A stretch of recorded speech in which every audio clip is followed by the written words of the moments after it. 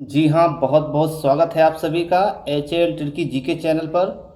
तो भारतीय संविधान से संबंधित कुछ महत्वपूर्ण और परीक्षा उपयोगी प्रश्न, इसके पिछले वीडियो में हमने 60 अति महत्वपूर्ण प्रश्नों पर चर्चा किया है। तो आज 61 से हम चर्चा करेंगे। भारतीय संविधान, इसमें 4 ऑप्शन दिए गए हैं। संसदीय सर्वोच्चता पर जोर देता है, या फिर न्यायिक सर्वोच्चता पर जोर देता है, या फिर संसदीय सर्वोच्चता और न्यायिक सर्वोच्चता के मध्यम मार्ग का अनुसरण करता है, या फिर उपरोक्त में से किसी पर भी जोर नहीं देता है। तो इसका कौन सा उत्तर सही होगा, ये आपको बताना है। इसका सही उत्तर होगा संसदीय सर्वोच्चता और न्यायिक सर्वोच्चता के मध्यम मार्ग का अनुसरण करता है। अब बात कर लेते हैं क्वेश्चन नंबर 62 की। भारतीय संविधान लचीला है, या फिर लचीला और अचल का सामंजस्य है, या फिर अचल है, या फिर इनमें से कोई नहीं। तो इसका सही उत्तर बताना है कि भारतीय संविधान लचीला और अचल का सामंजस्य है। अब बात करते हैं प्रश्न नंबर 63 की। भारतीय संविधान ने संघवादी व्यवस्था निम्न संविधान से ली है। तो 4 ऑप्शन दिए गए, चारों में सही बताना है। पहला ऑप्शन है संयुक्त राज्य अमेरिका, या फिर कनाडा, या फिर ऑस्ट्रेलिया, या फिर स्विट्जरलैंड। तो इसका सही उत्तर हो जाएगा कनाडा। भारतीय संविधान ने संघवादी व्यवस्था कनाडा के संविधान से लिया है। अब बात कर लेते हैं प्रश्न नंबर 64। भारत में 4 ऑप्शन दिया गया। भारत में राज्य केंद्र से अधिक शक्तिशाली है, या फिर राज्य और केंद्र समान रूप से शक्तिशाली है, या फिर सी ऑप्शन केंद्र केवल आपातकाल में ही राज्यों से अधिक शक्तिशाली है, या फिर डी ऑप्शन है कि केंद्र राज्यों से अधिक शक्तिशाली है। तो इसमें सही ऑप्शन आपको बताना है कि कौन सा सही है। तो इसमें सही उत्तर हो जाएगा 64 का डी, यानी केंद्र जो है राज्यों से अधिक शक्तिशाली है, ये सही है। बाकी सभी ऑप्शंस गलत हैं।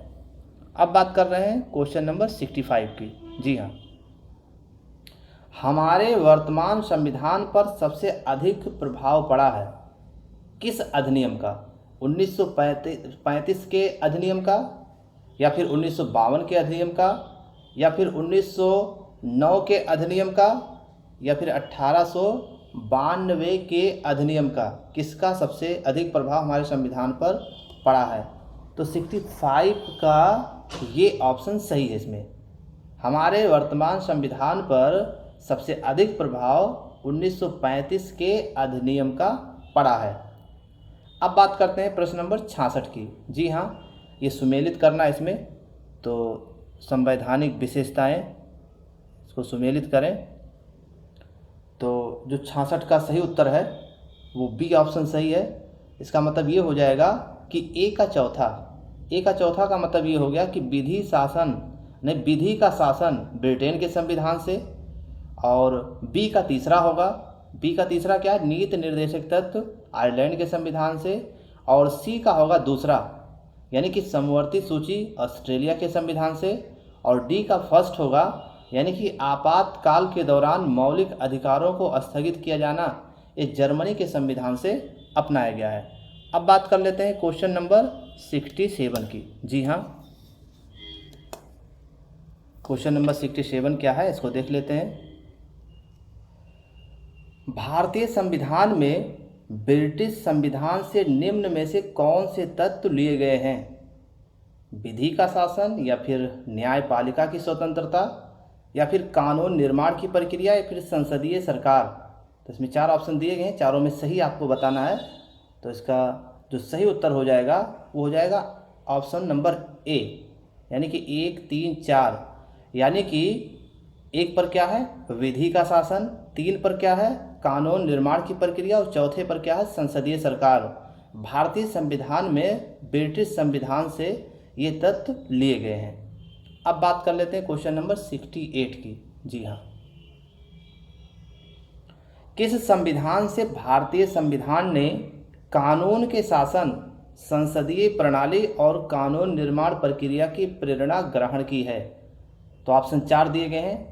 अमेरिकी संविधान, या फिर ब्रिटिश संविधान, कनाडा के संविधान से, फिर या उपरोक्त में से सभी। तो इसका सही उत्तर क्या हो जाएगा? ब्रिटिश संविधान। जी हाँ, ब्रिटिश संविधान से भारतीय संविधान ने कानून के शासन और संसदीय प्रणाली और कानून निर्माण की प्रक्रिया जो है कि जो प्रेरणा है वो ग्रहण किया है ब्रिटिश के संविधान से। क्वेश्चन नंबर 69 की बात करें। जी हाँ, क्वेश्चन नंबर 69, सर्वोच्च न्यायालय का गोलकनाथ मुकदमे में क्या निर्णय था? चारों ऑप्शन में क्या है? ऑप्शन देख लेते हैं। न्यायपालिका संसद से स्वतंत्र है, या फिर दूसरा ऑप्शन है मौलिक अधिकारों को संक्षिप्त या संशोधित नहीं किया जा सकता है, या फिर संविधान सर्वोच्च है, या फिर संविधान की मूल संरचना में परिवर्तन नहीं किया जा सकता है। इसका सही उत्तर क्या हो जाएगा ये बताना है। तो इसका सही उत्तर हो जाएगा मौलिक अधिकारों को संक्षिप्त या संशोधित नहीं किया जा सकता है। ये है सर्वोच्च न्यायालय का गोलकनाथ मुकदमे का निर्णय। अब बात कर रहे हैं क्वेश्चन नंबर 70 का। जी हाँ, मिनर्वा मिल्स के मामले में सर्वोच्च न्यायालय ने अपने किस मुकदमे में दिए गए फैसले की पुष्टि की है? मिनर्वा मिल्स, जी हाँ, चार ऑप्शन दिए गए हैं। गोलकनाथ मुकदमा, या फिर केशवानंद भारतीय मुकदमा, या फिर सज्जन सिंह मुकदमा, या उपरोक्त में से कोई नहीं। इसका सही उत्तर बताना है। तो इसका सही उत्तर होगा केशवानंद भारती मुकदमा। मिनर्वा मिल्स के मामले में सर्वोच्च न्यायालय ने अपनी मुकदमे में दिए गए फैसले की पुष्टि की है। क्वेश्चन नंबर 71, भारतीय संविधान में संविधान संशोधन की प्रक्रिया किस राष्ट्र के संविधान पर आधारित है? चार ऑप्शन दिए गए हैं, या फिर इसमें देख लेते हैं। संयुक्त राज्य अमेरिका है, या फिर दक्षिणी अफ्रीका, फिर कनाडा, या फिर आयरलैंड। तो सही उत्तर है दक्षिणी अफ्रीका। भारतीय संविधान में संविधान संशोधन की प्रक्रिया दक्षिण अफ्रीका से अपनाया गया है। अब बात कर रहे हैं क्वेश्चन नंबर 72, भारतीय नागरिकता प्राप्त नहीं की जा सकती है। किसके आधार पर? जन्म के आधार पर, या फिर देशीयकरण द्वारा, या फिर किसी भूभाग के सम्मेलन के द्वारा।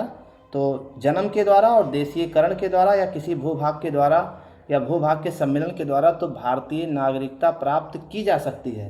ये चौथा ऑप्शन देख लेते हैं, क्या पता चौथा ही ऑप्शन सही हो। जी हाँ, बिल्कुल चौथा ऑप्शन ही सही है कि भारतीय बैंक में धन जमा करके। जी हाँ, भारतीय बैंक में धन जमा करके भारतीय नागरिकता नहीं प्राप्त की जा सकती है। ऑप्शन डी सही होगा 72 का। अब बात कर रहे हैं 73 का, देशीयकरण द्वारा नागरिकता प्राप्ति का एक तरीका क्या है? माता पिता की नागरिकता, या फिर भाई बहन की नागरिकता, या फिर भारतीय पुरुष से विवाह करने पर, या फिर विदेशी से मित्रता करने पर। तो 73 का कौन सा उत्तर सही होगा? 73 का सी ऑप्शन सही है। देशीयकरण द्वारा नागरिक प्राप्त करने का तरीका क्या है? भारतीय पुरुष से विवाह करने पर नागरिकता प्राप्त की जा सकती है। क्वेश्चन नंबर 74 देख लीजिए, कितने वर्षों तक लगातार बाहर रहने पर नागरिकता समाप्त हो जाती है? 3 वर्ष, या फिर 5 वर्ष, 7 वर्ष, या फिर 9 वर्ष। तो इसका उत्तर बताना है। इसका उत्तर क्या होगा? बिल्कुल सही बताया आपने कि 7 वर्ष। 7 वर्ष लगातार बाहर रहने पर नागरिकता समाप्त हो जाती है। प्रश्न नंबर 75, क्वेश्चन नंबर 75 देख लेते हैं। निम्नलिखित संविधान के अंतर्गत, क्षमा करें, प्रश्न नंबर 75 देखना है। क्वेश्चन नंबर 75, जी, निम्न में से किस स्थिति में किसी भारतीय व्यक्ति की भारतीय नागरिकता समाप्त हो सकती है?